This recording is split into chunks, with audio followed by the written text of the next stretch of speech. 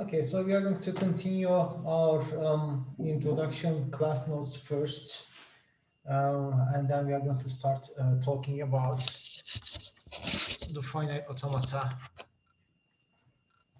later on. So no, we are going to stop using the slides. Instead, I'm going to do a screen share and use my tablet as the whiteboard. Okay.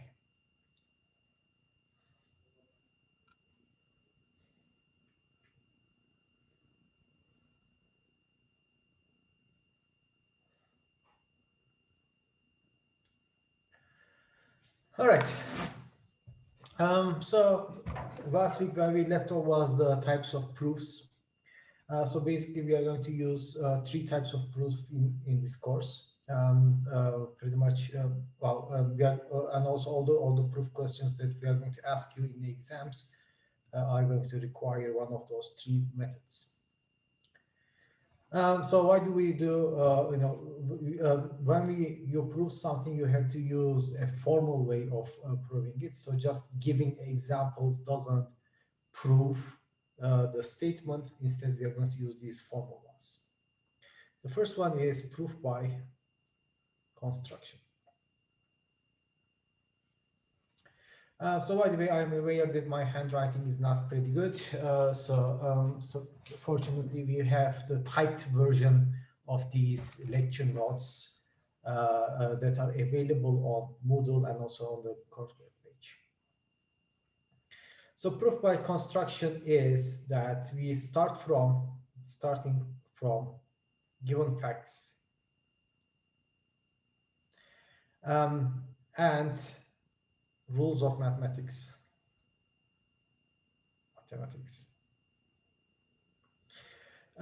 We derive newer facts, until we reach the mathematical statement.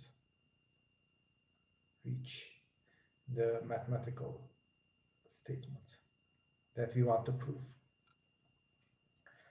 So for example, I'm going to first give a definition. A graph is k-regular if every node in the graph has degree k. So this is going to be my starting definition. So this is not a statement yet. It's the mathematical statement yet. So I'm going to call a graph a k-regular graph if every node in that graph has degree k. So now my theorem or my mathematical statement that I want to prove is as follows. For each even number n that is greater than 2, so we are going to start from 4, there exists a three-regular graph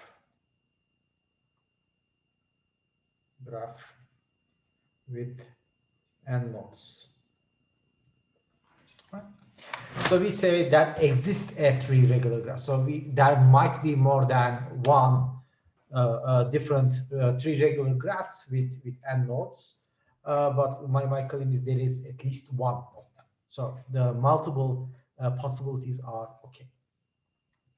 So before constructing this, we are going to, we said that we are going to start from the basic stuff. So we are going to start from the given facts, and then we are going to build upon it.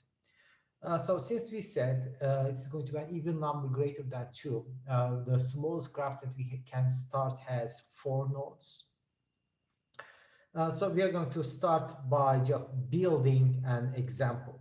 So 1, 2, 3, 4.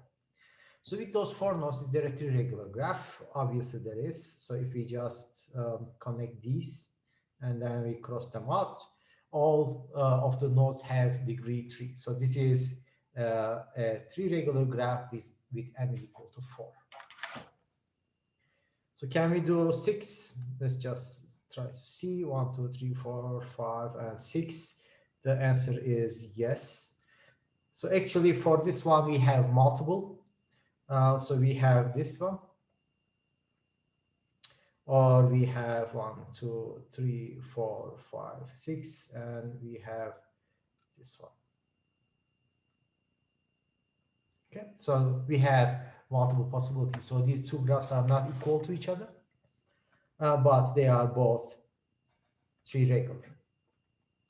So now, since we want to have the degree equal to 8, we just trace back what we did, right?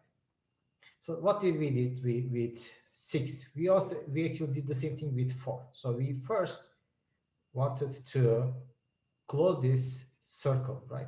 So if we just close the circle, so since n is already an even number, if this closed graph, just this hexahedron, is going to be a two regular graph. So this currently this is a two regular graph. Now what we want to do is we want to make it three regular. So therefore we are going to introduce one more edge for every vertex. So one of the things that we did was this. The other one is also obviously valid, but by just putting this edge, we have the degree 3 here, we have the degree 3 here. Putting this edge, we have degree 3, and putting this edge, we have degree 3, we have degree 3. All right. So the first loop is going to give you a two regular graph, and then those cross edges are going to make it a three regular graph.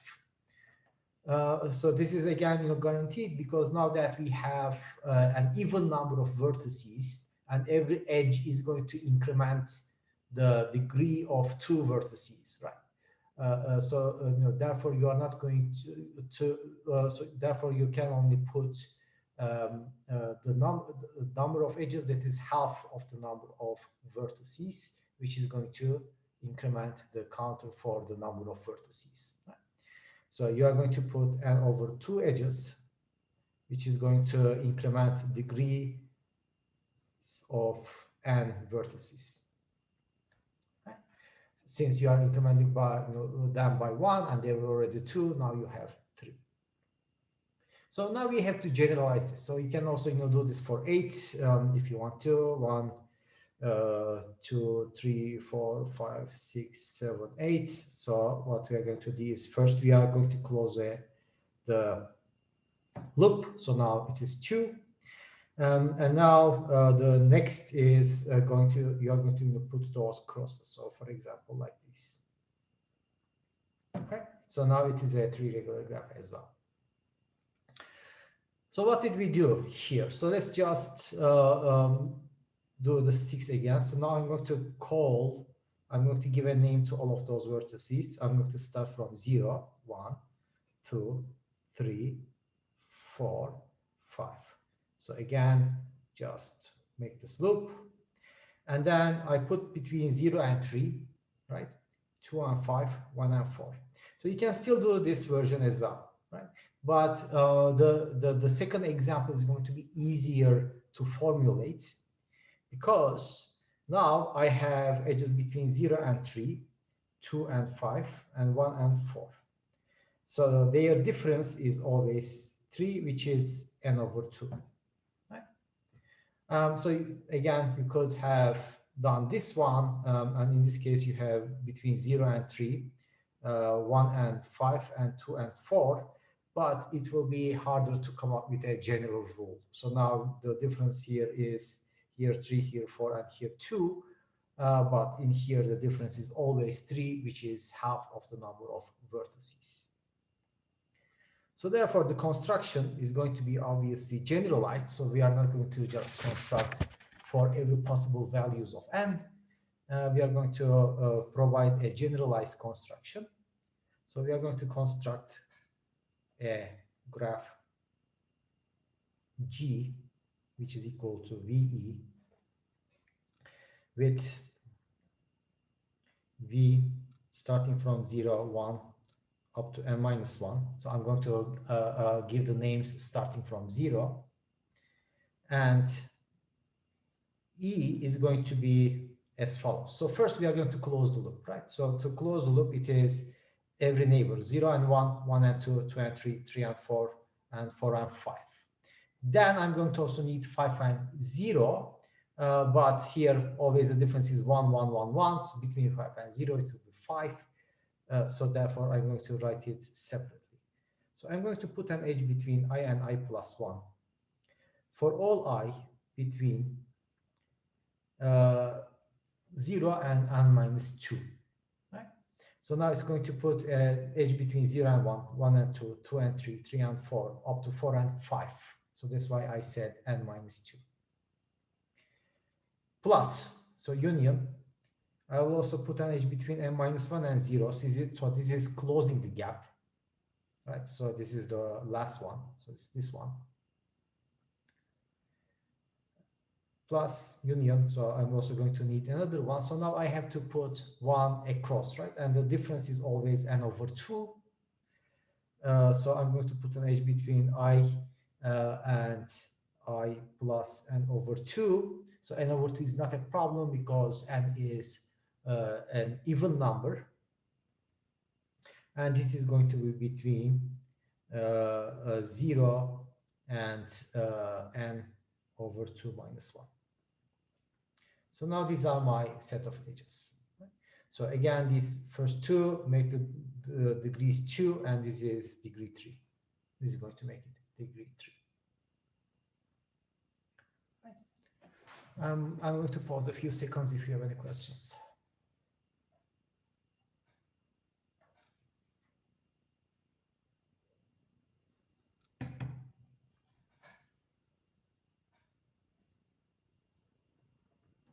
Excuse me, sir. Yes. Can you show the last one in the graph? Like, why is it like that? I plus n over 2. Like, so that is between 0 and 3, 1 and 4, and 2 and 5, right? Okay, thank you. So this is why I'm putting names to them. Thank you. Hocam, can I ask you a question Yeah. as well? Yes, Melike. In the beginning, you mentioned, for example, like 0 and 5. Couldn't we also include a edge that includes examples like that? Or are these enough? Can you repeat? I don't get your question. I didn't understand the For question. example, like the first one is for sequential ones, like 1 and 2, 2 and 3. Yeah, you mean this one? Yes. Oh, okay, the one I meant was the second one. Okay, okay. Second one. Yeah. So this is between 0 and 5 already. Yeah. Okay, sorry. Okay.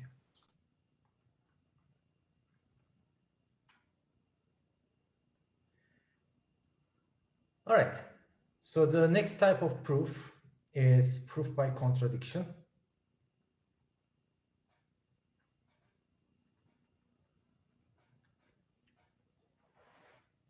So this is one of the most common methods that we are going to use for proofs. So basically, we are going to use the proof when we start talking about, for example, regular languages, right?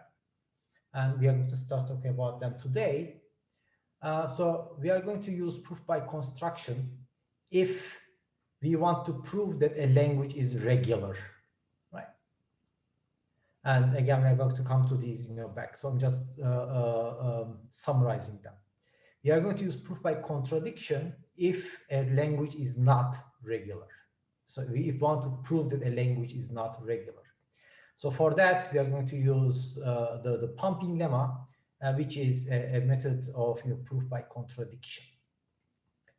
So the third type of proof is going to be the proof by induction.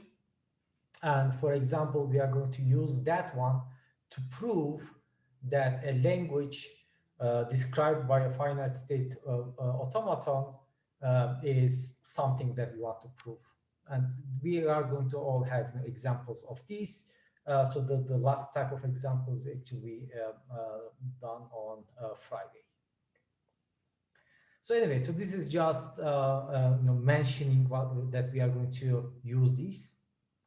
So proof by contradiction is we first add a negation of the mathematical of the mathematical statement that we want to prove, that to eventually reach an obviously false consequence. Right? So this is also called a contradiction. So therefore, we are going to conclude that our negation was incorrect. So our reverse of our statement is going to be incorrect. That is going to make the original statement correct. So again, we are going to use this quite a lot when we start talking about pumping lemma. So proof by contradiction is going to be part of pumping lemma. So for example, square root of 2 is irrational. So you already know from before that square root of 2 is an irrational number, but how are you going to prove this? So the proof is going to be by contradiction, and I'm going to first assume square root 2 is rational. So I'm negating the statement, right? So it says it's irrational, I'm negating it and assuming that it's a rational number.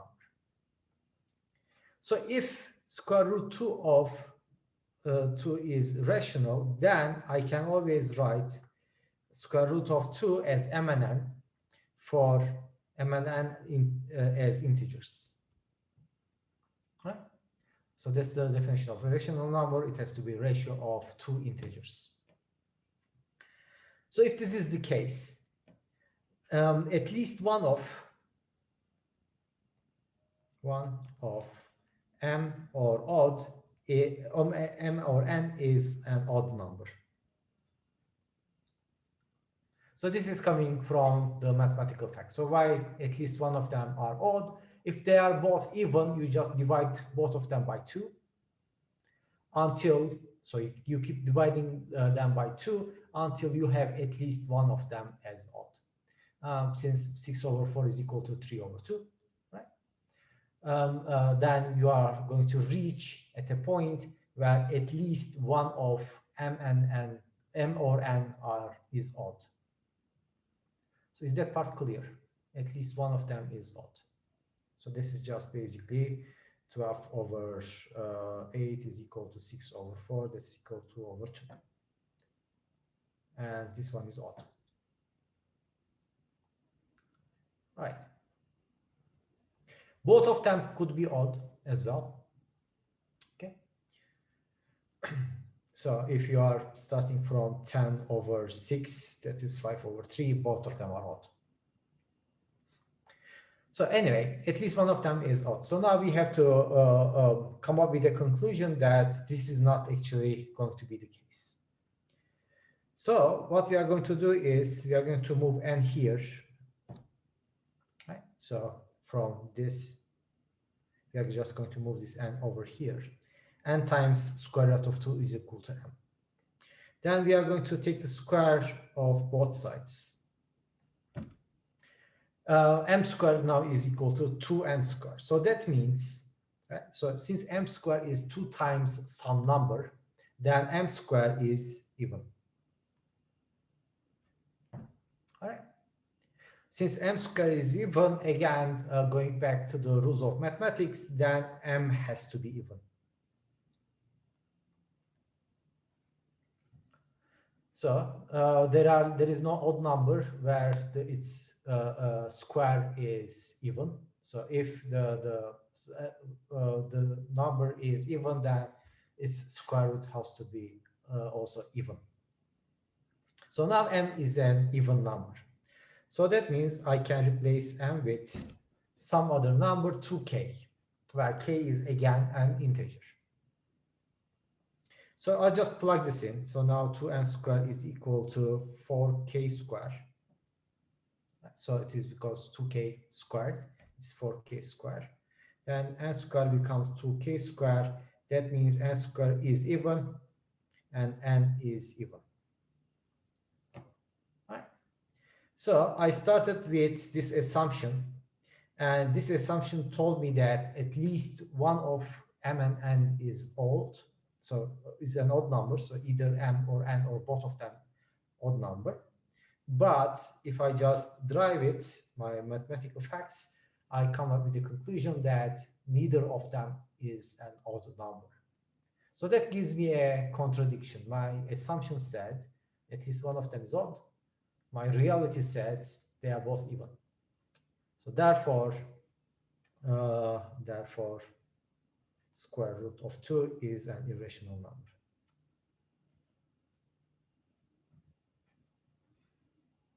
All right. Again, I will pause for questions.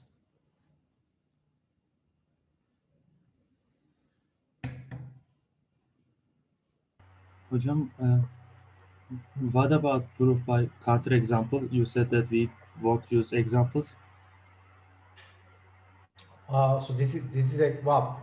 This is when I say you are not going to prove by examples is as follows. So without changing anything with your statement, right? So now you are proving that your statement is wrong. So counterexample, contradiction is fine.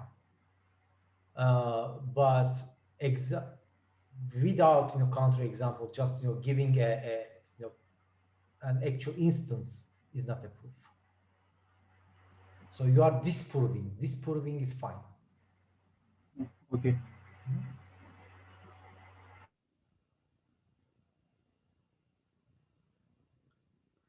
Okay, the third one is proof by induction.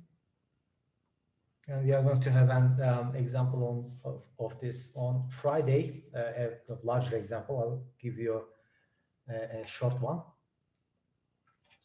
So this is an advanced method. We want to show, we use this to show that all elements of an infinite set have a specified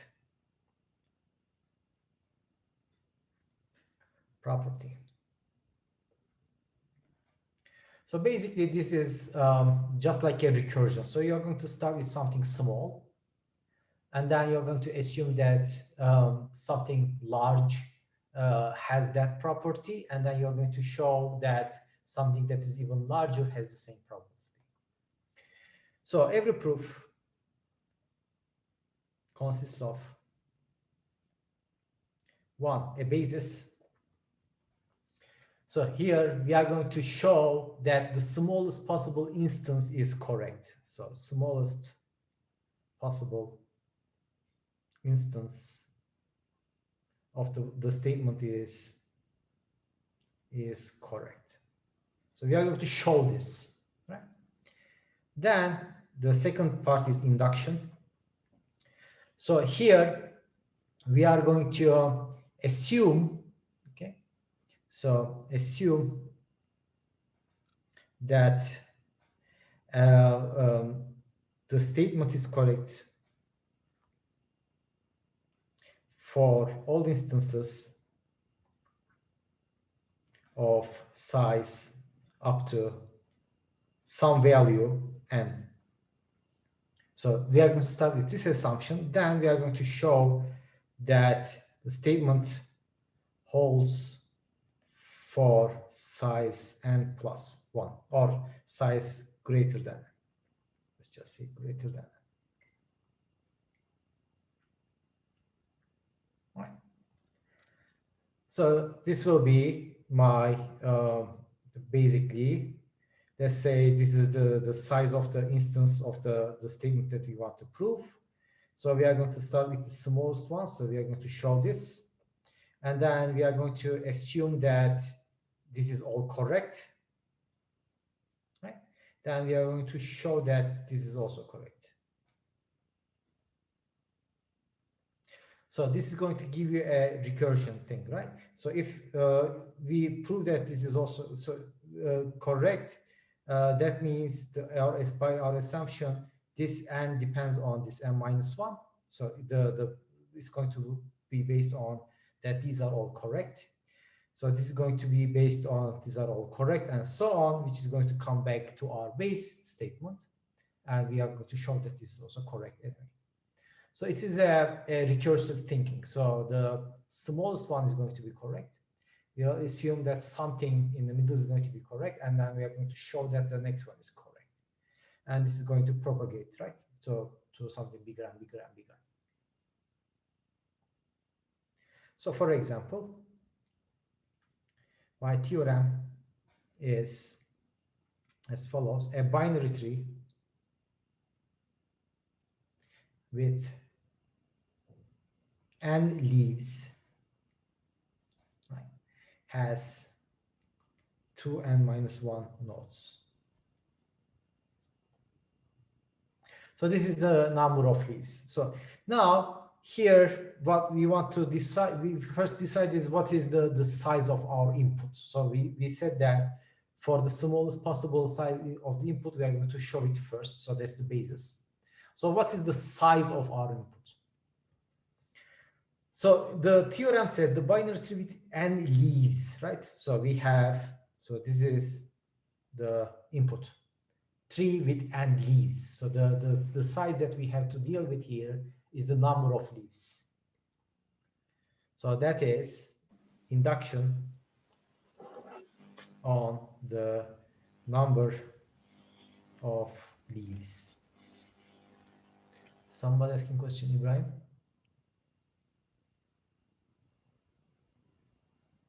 Okay, he's not asking question. Hocam, can I ask something? Yes, Rafi. I think it should be at least 2n-1 because we can chain up and have as many nodes as we want. What do you mean? Well, no, this is a complete binary tree. Okay. Yeah. Okay. So what is the minimum number of nodes for a tree? This minimum number of leaves for a tree then? Obviously, the smallest possible case is n equal to 1. So this will be my basis step. So if the number of leaves is equal to 1, then what is my tree? It is just single node. All right. So if it's a single node, then what is the number of nodes? So the number of vertices.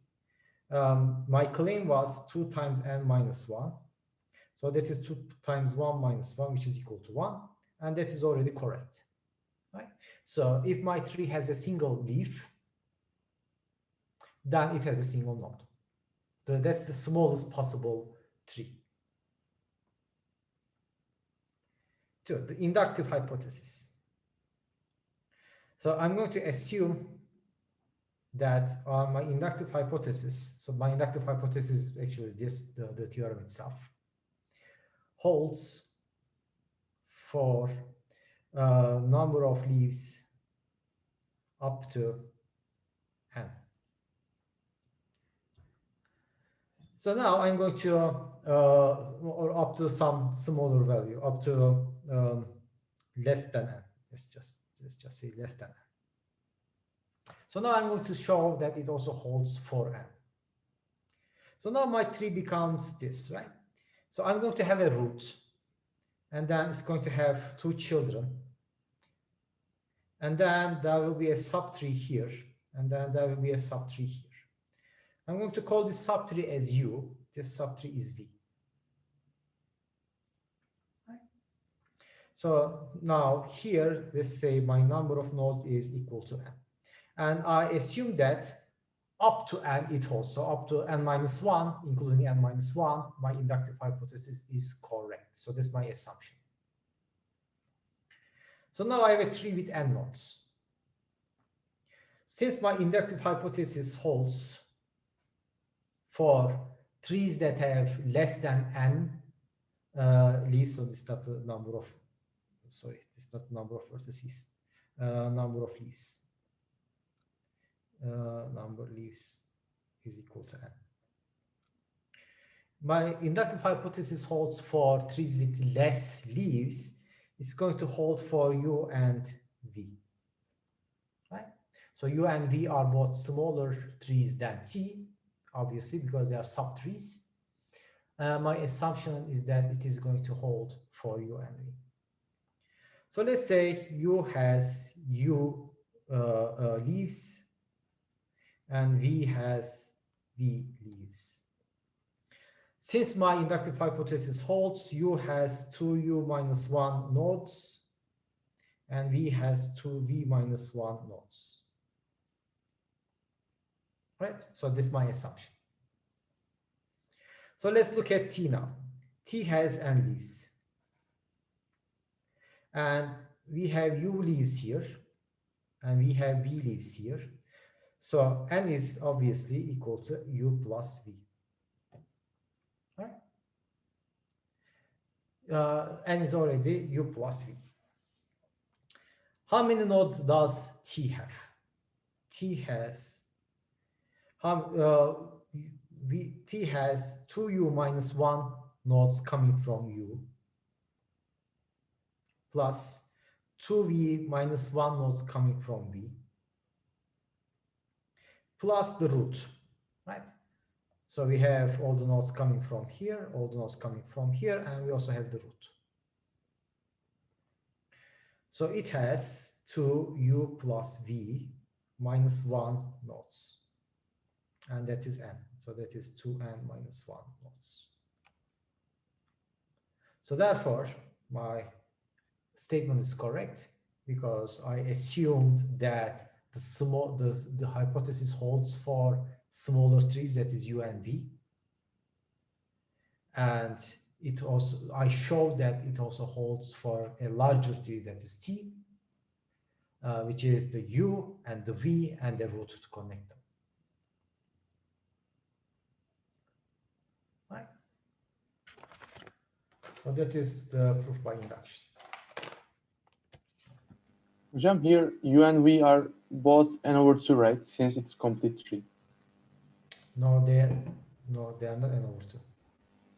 But isn't it complete binary tree? If there are n leaves, I mean both subtree. Yeah. Mm-hmm. But this is also going to hold for something like this. Let's say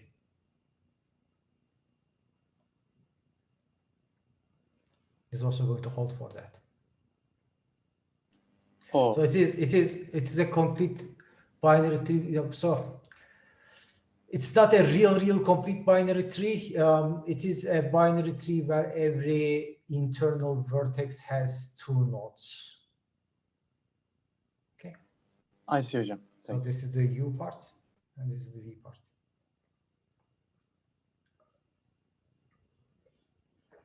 So Rafi's question was for trees like this, so we are not talking about this.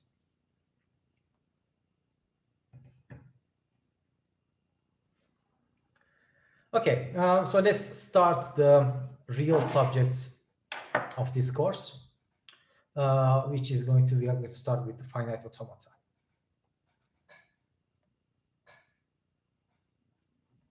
And here automata is the plural of automaton,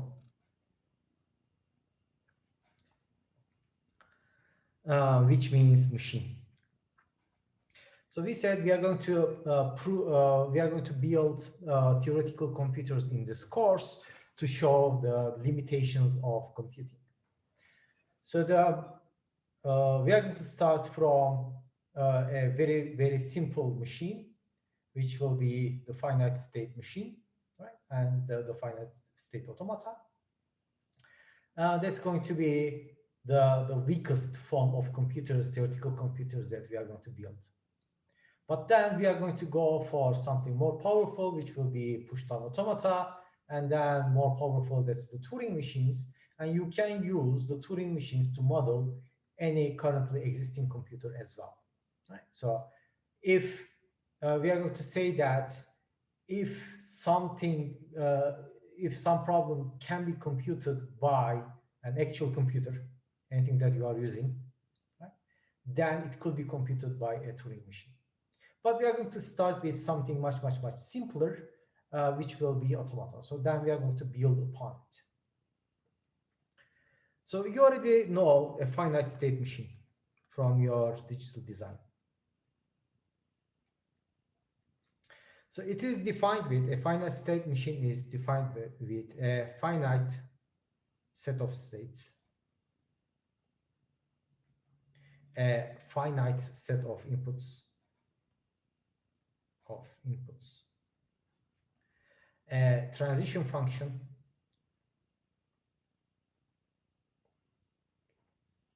and a special start state. So you can use the finite state machines again, back to your digital design course. You can use a finite state machine to model any machine. So for example, you can model a simple TV. And these are just examples of finite state machines, so they don't have to reflect every possible TV. So I'm just giving examples here. And when you get the TV, what are the states that TV is in? So TV is initially off, right? So it's closed, it's off. And then you plug it in, maybe push the button on the TV, make it on standby.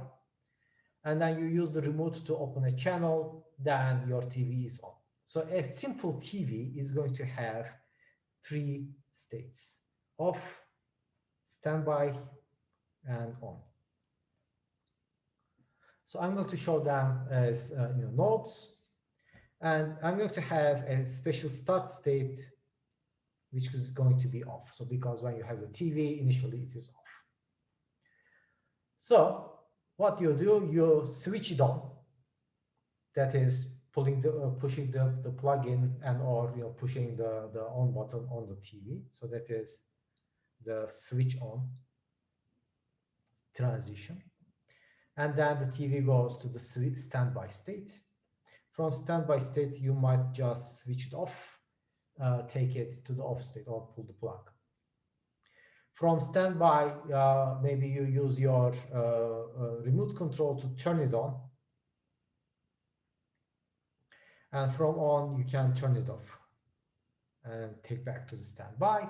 Or when it is on, you can just pull the plug. So I'll just again call it as the switch off and go back to the off state.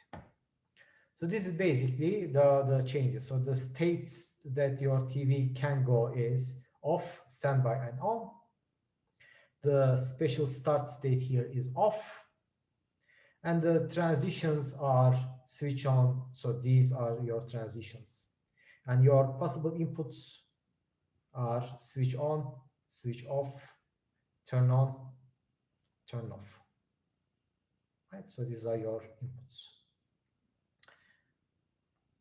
So another is maybe a PC, then maybe a laptop. And initially it's going to be on off position again.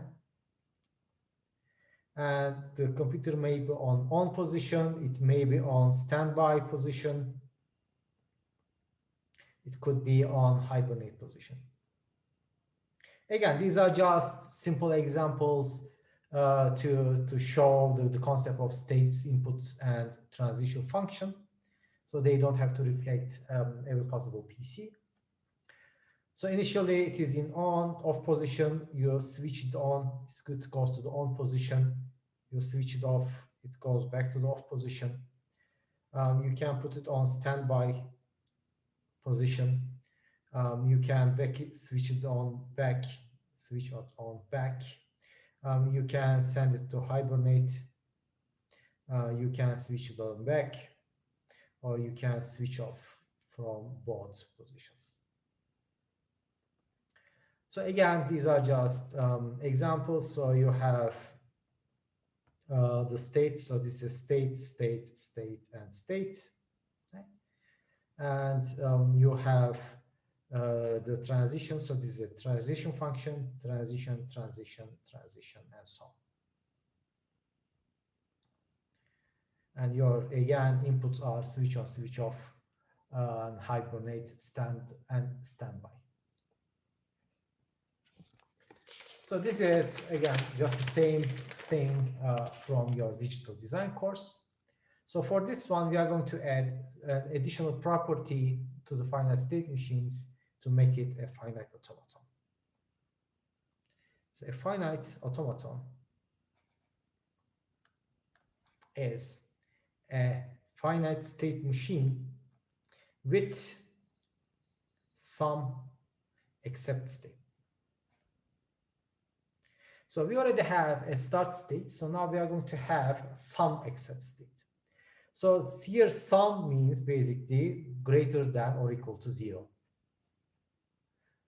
So the sum here doesn't mean just one, it doesn't mean all of them, it doesn't mean any of them. So you might have no accept states in your finite state automaton. You might have just one, you might have a few, you might have all of them as accept states. So they are all allowed. So for example, let's say we have this finite state automaton, and I'm going to show the automatons with M. It has two states, Q0, Q1. Let's say this is my start. And let's say these are my transition functions with an input 1, I state in Q0. Input 0, I go to Q1. Input 1, I come back. Input 0, I stay here. And I was just going to show this with the double circle. So this double circle is going to show the accept state. So I have the start state. I show it with this, right? I write start and put this arrow. And I'm going to show the accept state with the double circles. So this is going to be a simple finite automaton, and we are going to give more about the properties of this automaton.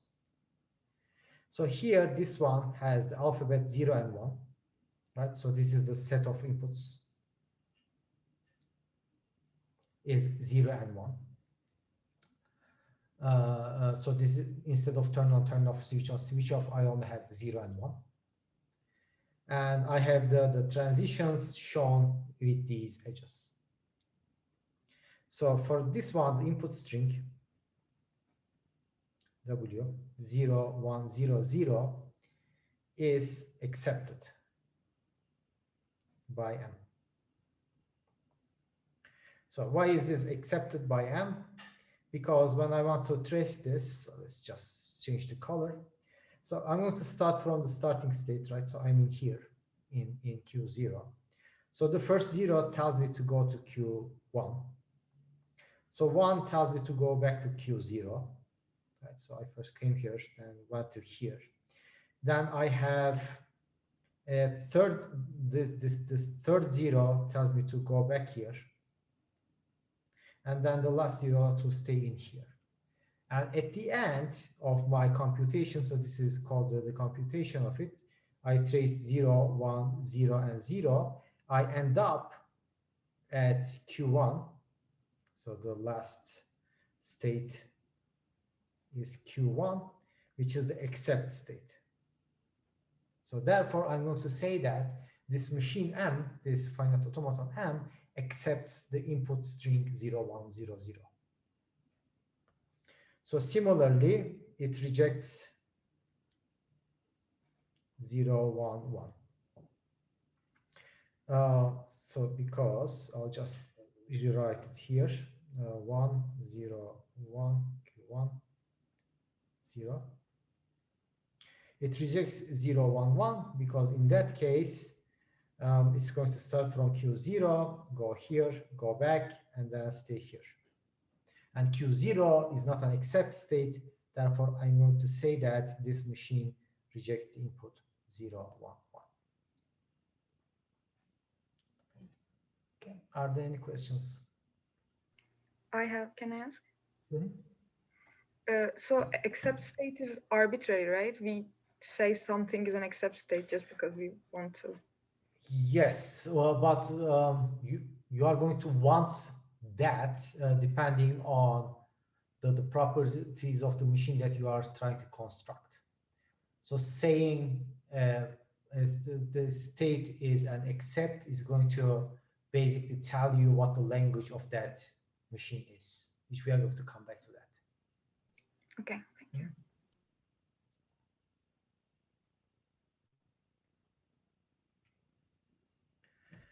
Okay, so now I'm going to just define the deterministic finite automata now, and then give a break, and then continue with more examples. Deterministic finite automata. So a deterministic finite automaton, DFA, is a 5-tuple. So what's a 5-tuple? It's a set with 5 elements. It's an ordered set with 5 elements, and it's going to be shown as Q, sigma, delta, Q0, and F. Here, Q is finite set of states. Just like the FSM, we have a finite number of states, that is Q. Sigma is finite alphabet. So this is finite set of inputs. The delta is the transition function, and the domain of this transition function is Q cross sigma. So that is, it's going to have 2 inputs, right? It's going to take a state as an input, and then a symbol from the alphabet, and then its range is going to return some other state. So this is the transition function. And I'm going to give examples, so I'm just defining it for now. So Q0 is going to be one of the states, is the start state. And F is going to be a subset of states, is the set of accept states. Again, I said subset or equal to, and obviously the empty set is also a subset of any input set Q. So therefore you may have no accept states at all, and or you may have all of the states as accept states. Okay, I'm going to give a break for 10 minutes now, and then continue in the second hour.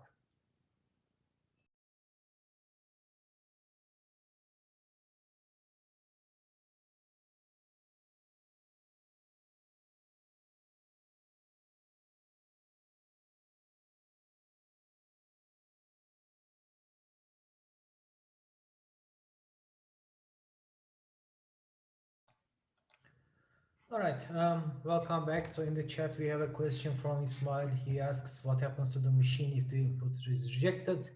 And the TA Ricardo answered to him. Obviously, his answer is correct. These are not really real machines. They are mathematical constructs. If the input is rejected, it means that the input ended in a non-acceptance state. But if you really want a real world correspondence to this, you can think of just saying return false in the function. Right? So again, these are not real machines, they are mathematical constructs. It just says the input is rejected. And we are going to come to this accept or reject, the meaning of this accept or reject when we talk about the regular languages which these machines actually correspond to. All right, so this is the deterministic finite automaton. Just like the finite state machines, they have finite set of states, finite inputs, that is the finite alphabet. A transition function takes in a state and an input symbol, and returns a state. One of those states is a start state, and some of those states are accept states. So we basically have 2 different types of representations for the DFAs: transition diagram representation, which is, again, I'll just redraw the same thing. 0 takes here, 1 takes back, Q1, that is the accept state, and this is 1, and this is 0. So this is the transition diagram representation, and alternatively, you can use the transition table representation. So these are both valid. So again, we are going to have a set state and alphabet. And here we have the inputs 0 and 1. And we are going to have Q0 here and Q1 here.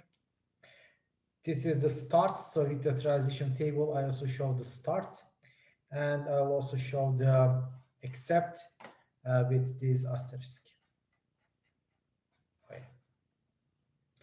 And the input, if the state is Q0 and input is 0, the output is Q1.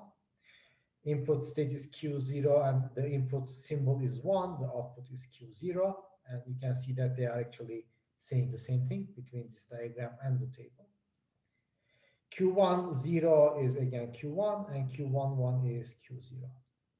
So now this is the transition table representation. Okay, so now here when we say is we are talking about the deterministic finite automaton, and then in the coming weeks we are going to switch to non-deterministic finite automaton. So the properties of the DFA making it a deterministic is one, this table is full. All right. So for every possible input state and the input symbol, I have a transition function. So there shouldn't be any emptiness in this DFA. So when we start talking about NFAs, we might skip some transitions. So maybe we are going to not show some transitions in NFA that is allowed in NFA, but in DFA, this table has to be full. So the second thing is, in this table, every cell has a single element. Right? So you have a single element here, you have a single element here, single element here, single element here. So that gives you the determinism. So you know that for every time your state is 0 and your input symbol is 0, your state is Q0 and your input symbol is 0, every time you are going to Q1. Therefore, it is deterministic. Right? So table is full, and every cell has one element. So these two make a DFA deterministic. For non-deterministic finite automata, we are not going to have these. So we are not going to, we may have the transition tables not entirely full, and we may have some of those cells, some of those entries with more than a single element. So that is the topic of next week, right? So not now. All right. So then let's define the following. DFA M is set to accept an input string if its computation ends at an accept state.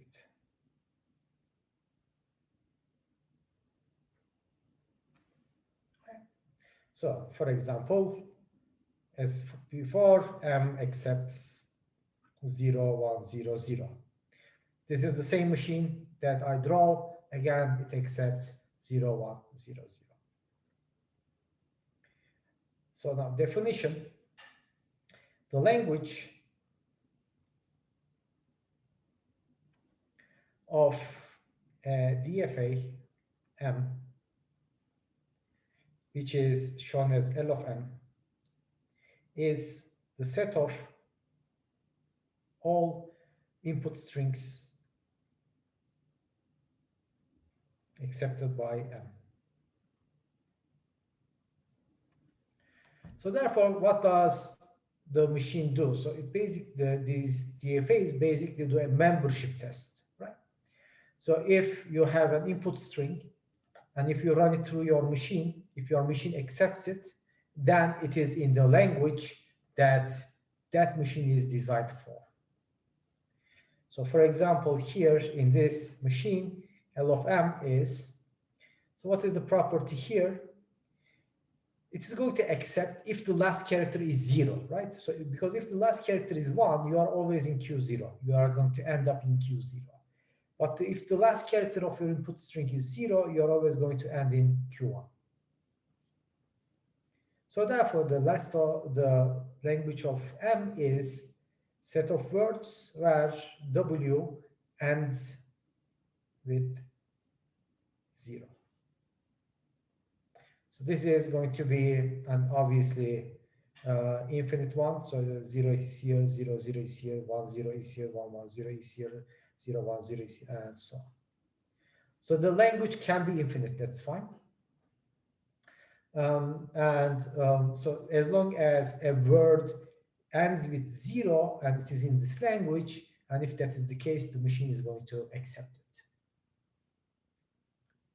Okay, I'll pause for a few seconds. Excuse me, sir. Yeah. Could you please repeat the statement you mentioned about this definition? This definition, the language of DFAM? Yes, yes. Okay, so the language of a deterministic finite machine, deterministic finite automaton, is the set of all strings that it accepts. So therefore, again, we are going to design a DFA as a function to test whether the given input string is in the language that we are interested in or not, right? So it's basically a membership test machine. So any word that is accepted by your machine is going to be in the language of that machine. So therefore, the language of that machine is the set of all input strings that it accepts. And there will not be any input strings in the language that is rejected by your machine. All right. Again, the DFA is basically a membership test function. Thank you. All right. So let's give some more examples. One, LW such that W begins with 0. So now I'm not going to be interested in the what it ends with, right? So as long as a word begins with 0, my machine is going to accept it. If it begins with 1, it's going to reject it. Right? So since my alphabet here, so here from now on, I'm going to assume that my input alphabet is just 0, 1. For any string that could be generated from the 0, 1 alphabet, that string either starts with a 0 or starts with a 1. There is no other alternative. All right? And if it starts with 0, my machine is going to accept it. Otherwise, it's going to reject it. So therefore, I'm going to start with a starting state, Q0. And there are two possibilities. It either starts with 0 or it starts with 1. If it starts with 0, I'll go to Q1 state. If it starts with 2, I go to Q2 state. So now these states all have meanings, right? So the Q1 state means the first character was 0. Q2 state means the first character was 1. If the first character is 0, I know that I'm going to accept it. Therefore, this is the accept state. And I don't care what comes next. So I will just put 0 or 1. So that's why I have a comma there.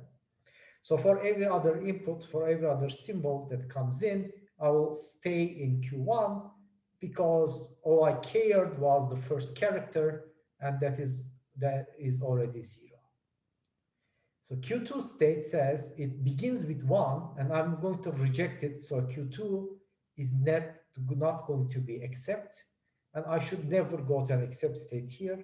Instead, I'll just stay here for the rest of the inputs.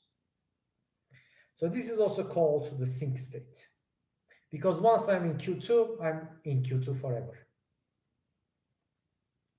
All right. Again, this will accept 0, 0, 1, 0, 0, 0, 1, 0, 1, 0, 1. These are all accepted. And 1, 1, 0, 1, 1, 0, and these are all rejected. So these are all in LFM, and none of these are all LFM. Any questions?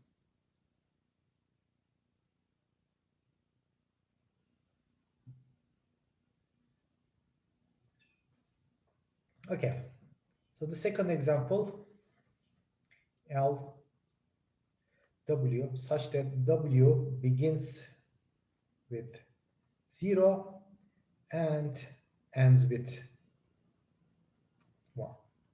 So now I actually have, John Cebeci says, do we call Q1 sync state as well? No.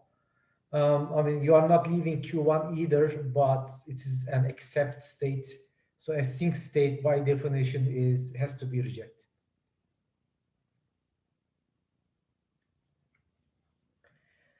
Okay, so now we have two properties. One, it has to begin with a 0 and end with a 1. So we already know the begin with 0 machine, it's here. And we kind of know what the ends with 1 machine, that is basically this machine. So this machine said ends with 0, right? But if you replace zeros and ones on this table, it becomes an ends with 1 machine.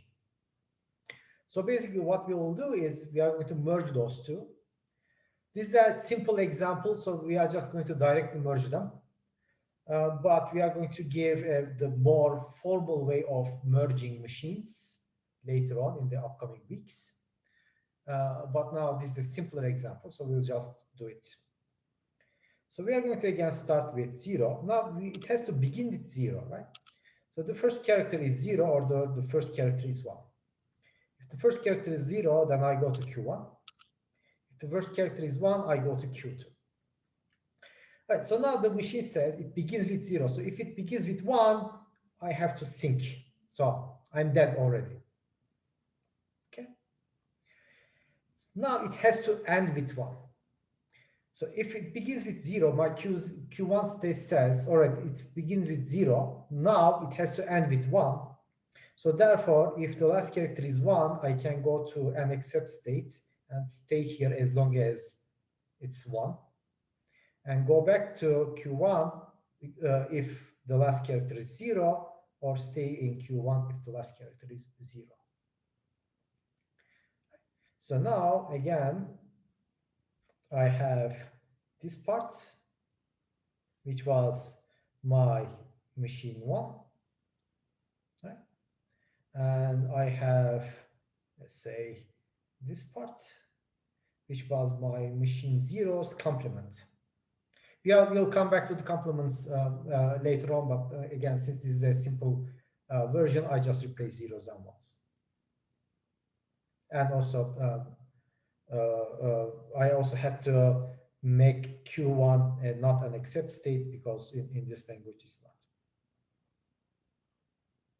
So now again, it has to start with a Q0.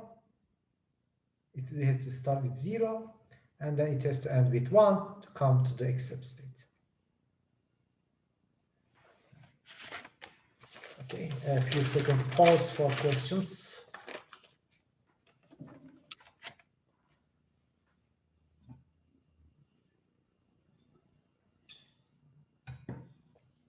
All right. Next, L is W begins and ends with 0. So now this is pretty similar to the previous one. It has to begin with 0 and it has to end with 0. So now, instead of this turquoise one, I switch zeros and ones. I'll switch them back. I'm going to start from this Q0. It has to begin with 0.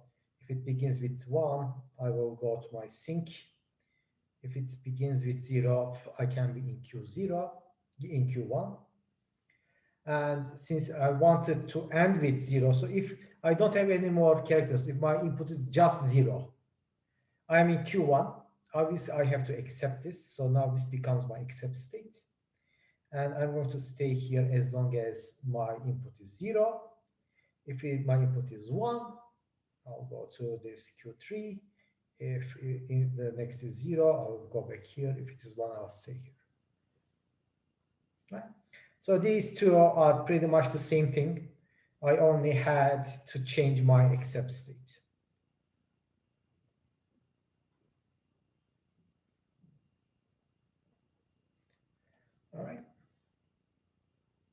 So now the next one, this is 3, now this is 4. L4 is W. W has even number of 1. Or alternatively, I sometimes just write number of ones in W is even. So this is the terminology that I'm going to use. So this is number of ones in the word is even, or the number, there are even number of ones in that word. Okay, again, my alphabet is just 0 and 1. So therefore, for any input that is possible from the 0, 1 alphabet, that input has either even number of ones or odd number of ones. All right. So then that means I'm going to have 2 states, even number of ones state and odd number of ones state. So now, therefore, I'm going to need only 2. This is my start. So now which one is the except state? Since I'm going to start with Q0, right? So, okay. So I'm going to start with this Q0. And let's say I have no input. Number of ones that I have is 0. Or I'm going to have a bunch of 0 inputs. Number of my ones is still 0. And 0 is even. So therefore, in the beginning, since I have no ones, my Q0 corresponds to the even number of ones. So this is going to correspond to even. This will correspond to odd. All right. So now, if I'm in Q0 and if my input is 0, then the evenness oddness property of ones does not change. So therefore, I'm going to stay here. If I have even number of ones, then I see another one. Now I have odd number of ones. If I have odd number of ones and I see another one, now I have even number of ones.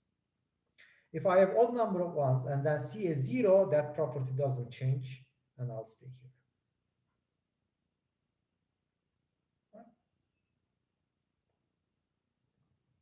Right. 5. 5. W, where the number of 1 in W is odd. So again, I'm going to have Q0, Q1. I already know that this has to be even, this has to be odd, right? And now I want the odd to be accepted. And the rest is going to be the same. So the 0 doesn't change that property. 1 makes it odd, 1 makes it even. 0 doesn't change that property.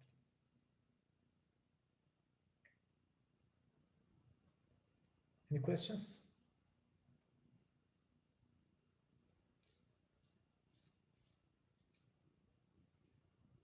Okay, next, L6 is W such that W ends with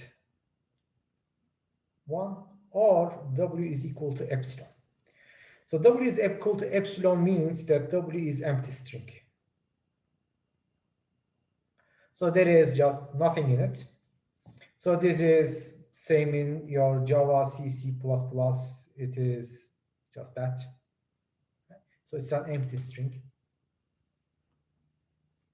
So the states that I'm going to have is again just 2, Q0 and Q1. I said it ends with 1 or it is empty. If it is empty, I'm going to just stay in Q0. So Q0, it's empty, done. I'm in Q0 and I have to accept it. Therefore, Q0 has to be accepted. Okay. Now the second property is that it ends with 1. So if it ends with 1, I'll stay here. Ends with 0, I'll go back, go to Q1. Ends with 1, come back, and then 0, stay here. Okay. So here what you have to do is you have to, 1, determine the number of states that you need. Find out which one has to be, which one or ones have to be the accept states. and then just fill in the transition function. Because since you know the meaning of the states, it should be easier to fill it in.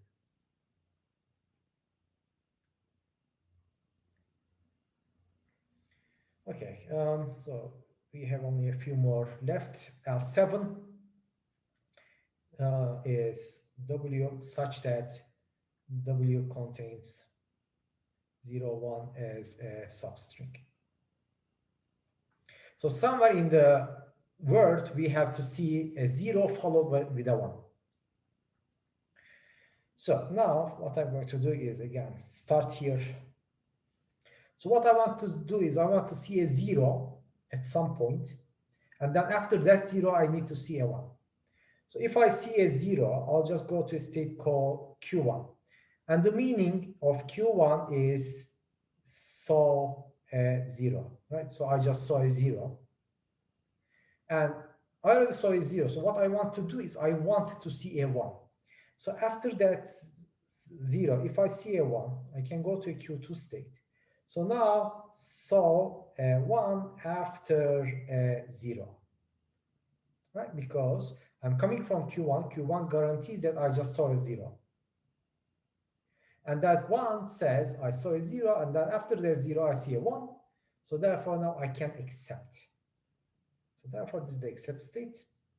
As long as I already saw 0 and 1, I'm going to stay here anyway. And in Q1, if I see a 0, I have seen a 0, the last character was 0 property doesn't change. Therefore, I'm going to stay here with a 0. And in Q0, if the input was 1, I'm going to stay here because I want to first observe a 0. If I observe a 0, I'm in Q1. If I keep observing zeros, I'll stay in Q1. And after Q1, if I see a 1, then I can go to an accept state.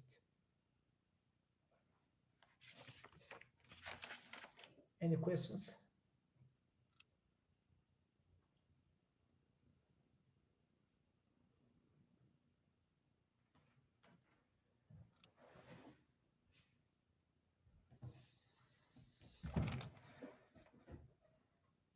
Okay. Next. W contains 0, 1, 0 as a substring. So this will be similar. I'll start from Q0. A 0 is going to take me to, and I observed a 0. A 1 is going to take me to Q2. That says I observed 0, 1, right? So if I'm in Q2, that will mean that I've seen 0, 1. Next, I want to see if I see a 0, I can accept. Okay. So that means I see 0 followed with a 1 followed with a 0. So that's fine. So now the rest. If I am in Q0 and the input is 1, so again, this is a DFA, so the transition table should be full, right? So you have to put in everything. If I see a 1, I'll stay in Q0 because first I want to observe a 0. So that did not happen yet, so I'm staying in Q0. In Q1, if the input is 0, I'll stay in Q1. Okay. So since the table is full, alphabet size is 2. Every state has to have 2 outgoing edges. So this will stay, it counts as 2 outgoing edges because it has 0 and 1, both of them. So in Q2, the symbol 0 is here. What happens if the character is 1? If the character is 1, that means I've seen 1 followed with a 1. And my language says the 1 should be followed with a 0. So if you see 1, 1, then the 0, 1, 0 is not going to be in your language. So therefore, you have to go back to where you start. Yeah, Ravi wrote the same thing. Back to Q0. Right? Again, this is DFA, so it should be full. 9. W, such that number of 0 is even, and number of 1 is even. So now I have to look at the oddness evenness properties of both 0 and 1. So what are the states? They are both even, they are both odd. 0 is even and 1 is odd, and 1 is even, 0 is odd. So I have 4 states. 1, 2, 3, 4. So if this is my start state, and again, if I have no input, I have no zeros, no ones, they are both even. So this corresponds to even, even. Okay. You can just write Q0, you can write whatever you want, but I'll just call it the even state. And I want it to be the except state, right? Because that's what the language says. They are both even. And then let's say this is for odd and even. So odd zeros and even ones. This is even zeros, odd ones. And this is odd zeros, odd ones. All right. So now you can fill it in. That would be easy if they are both even. And then you see a 0, 0 becomes odd, 1 becomes even. If you see a 1, 0 evenness doesn't change, ones become odd. If you are in the odd even state and then you see a 0, zeros become odd. If you see a 1, ones become odd. If you are in the even odd state, if you see a 1, 1 becomes even. If you see a 0, zeros become odd. If you are in the odd state, 0 is going to make the zeros even, 1 is going to make the ones even. Right? Done. Again, stopping for questions. Hocam, can I ask something? Yeah. In deterministic finite automata, there is only one except states, right? No. You can have many, depending on the language that you need. So since these are simple examples, one is enough. But, Okay. but sometimes you can have more. Okay, thank you. All right. The next language, L10, is W, such that number of zeros is equivalent to number of ones under mod 2. So what does it mean? If they are equivalent under mod 2, that is number of 0 mod 2 is equal to number of 1 mod 2. So any number mod 2 is either 0 or 1. If any number mod 2 is equal to 0, what does it mean?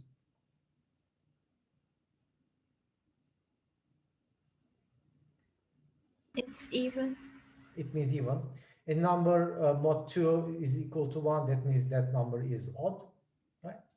So if they are both equivalent, they are either odd and odd, or they are either both even and even. Okay, so we have only these two cases. So if one of them is odd, one of them is even, then they are not equivalent under mod 2. So that means it is the exact same machine, except that this is also an except state. Okay, I don't even have to build a new machine. Hocam, can I ask something? Yes. By the way, when you have a question, don't say can I ask something. No, okay. The answer is never no. Okay. Okay. Yes. Hocam, so is it possible to make the last machine? Is it possible to create the last machine with only one except state? The L10, you mean? Sorry? This L10? Yes, yes. It might be. It might be. I have to think about that, but somehow you have to merge these two together. It might be. Okay, okay. Let's see if it is possible. So this is even, and odd.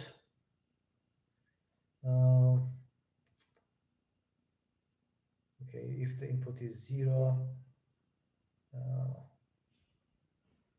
no, it won't be actually. No, I don't think it will be, because then, nope, nope. The answer is most likely no. Hocam, so is there some kind of function or some kind of I don't know, something that allows us to know Yes. the number of accept states? No. There is no such rule, but we are going to show an algorithm to basically minimize the DFA. So if to test whether you can make this with less number of states or not. I see, hocam. Thank you. Hocam, with this example L10, if the mode would have to change to 3 or 4, then you need other rules, right? The number of states would also Yes. increase, right? Mm-hmm.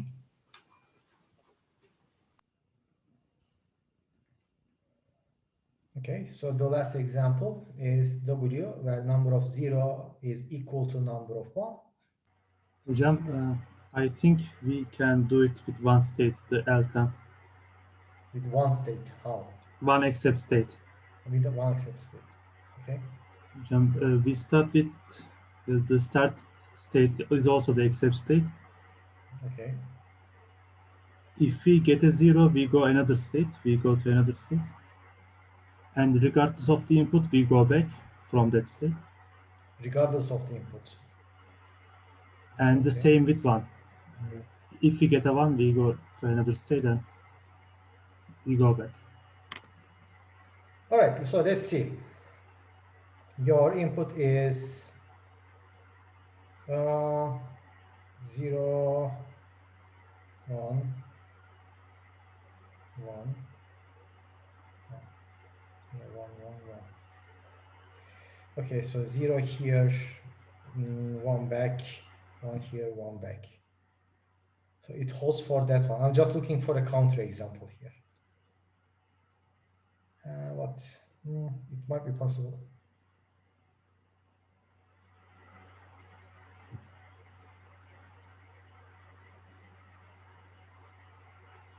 Okay, your input is 0, 1, 0. Yeah, I think it works. Okay, I think it works until proven otherwise. Okay, so let's just redo this N11 W such that number of words 0 is equal to number of ones. So that cannot be accepted by a DFA. Right, so we are going to come to show, we are going to, when we start talking about pumping lemma, we are going to show how to actually formally prove that this language cannot be accepted by a DFA. But just as a hand-waving argument, the reason is, one, the DFA has finite number of states, and here the number of zeros and number of ones can be infinite, right? That you cannot keep track with the DFA. So the mode 2 was fine, because under mode 2, the number of states is again finite. It's either odd or even, or a combination of them, still finite. But with the actual numbers can go to infinity, you are going to need infinite number of automaton, not infinite number of states, which is not going to be possible with a DFA. So that is just a hand-waving explanation, but we are going to come to the actual proof of this when we start talking about the pumping lemma. So L1 and L11 cannot be accepted by a DFA. So that's going to give us our final definition of the day. A language is regular if and only if it is accepted by a DFA. So all of those 10 languages, not the 11th one, they are all regular. So all of those L, even the first one, right? The first example we gave up to L10 are regular languages. L11 is not regular language. Again, we are going to show why this is the case using the pumping lemma in the upcoming weeks. Any questions?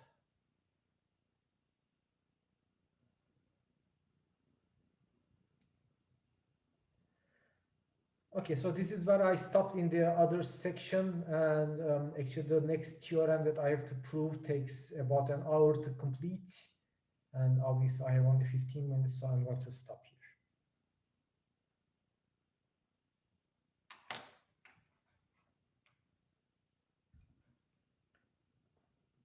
Thank you hocam. See you. See you. See you on Friday then.